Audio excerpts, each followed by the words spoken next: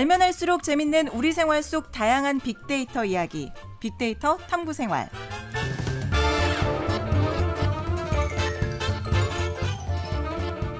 빅데이터 탐구생활 서수민 리포터와 함께합니다. 어서 오세요. 안녕하세요. 리포터 서수민입니다. 네, 오늘은 어떤 주제 준비해 왔나요? 네, 오늘은 우리의 건강 지킴이, 헬스케어 빅데이터 이야기를 가져와 봤습니다. 요즘 워낙 그 측정 기기들이 잘 마련돼 있다 보니까 건강 관련 데이터 수집하는 게 좀 수월하지 않나 싶어요. 맞아요. 웨어러블 기기를 착용하면 심박수가 어떤지, 수면의 질은 어떤지 등을 모두 측정할 수 있게 됐는데요. 이 데이터를 바탕으로 어떻게 하면 건강을 개선할 수 있을지 알려주기도 합니다. 울산 시민분들은 이런 기능을 어떻게 활용하고 계시는지 여쭤봤는데요. 먼저 함께 듣고 오시죠. 제가 운동을 좋아해가지고 체성분 검사할 때 사용해 본 적 있습니다. 체성분 검사하면 먼저 지방 태우는데 조금 도움이 되고 근육 붙이기 좀 쉬웠던 것 같아요. 요새 되게 트렌드가 자신한테 맞는 심박수를 찾아서 살을 빼는데 도움된다는 그런 말이 있었는데 심박수 측정할 수 있는 기계를 사용해가지고 저에게 조금 더 맞는 심박수를 찾아서 조금 더 효율적으로 살을 빼보고 싶습니다. 네, 이렇게 건강을 위해 체중 감량을 할 때에도 데이터가 활용되는데요. 헬스케어 빅데이터는 질병 예방에도 중요한 역할을 합니다. 최근 코로나19의 악몽을 떠올리게 하는 소식이 있었죠.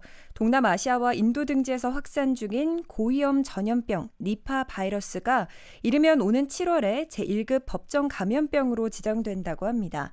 감염병은 감염병 예방법에 따라서 감염력, 치명률, 집단 발생 가능성을 기준으로 1에서 4급으로 분류하고 있는데요.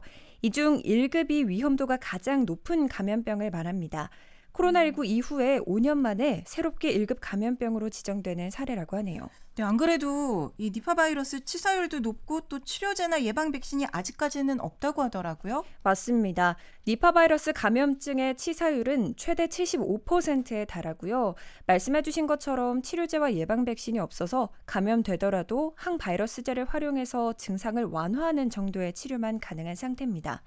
다행히 현재까지 국내에 유입되거나 국내에서 발생한 사례는 아직 없는 걸로 알려져 있습니다. 코로나19와 같은 팬데믹 상황으로 이어지진 않아야 할 텐데요. 네.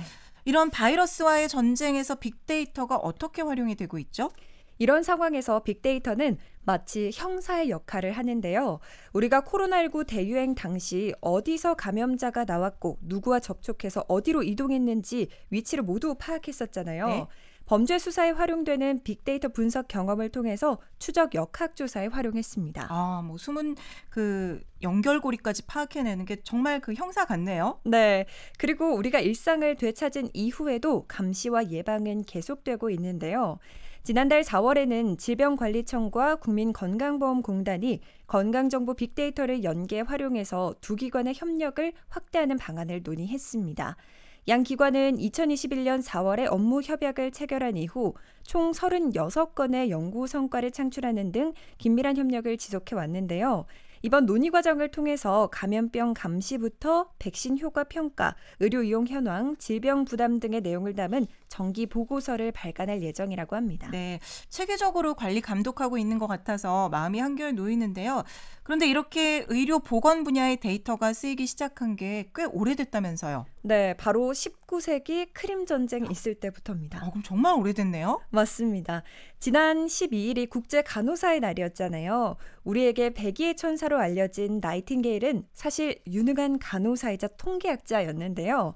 1854년 크림 전쟁 때 데이터를 통해 의료 환경을 개선했습니다. 당시 병원 시설이 매우 열악했는데요. 그녀가 입퇴원, 사망자 수, 위생 상태 등 모든 것들을 자료화해 보니까요. 사망의 가장 큰 원인이 부상이 아니라 야전병원의 비위생적 환경으로 인한 전염병이라는 사실을 밝혀냅니다. 이 결과를 바탕으로 야전병원의 위생을 개선했고요.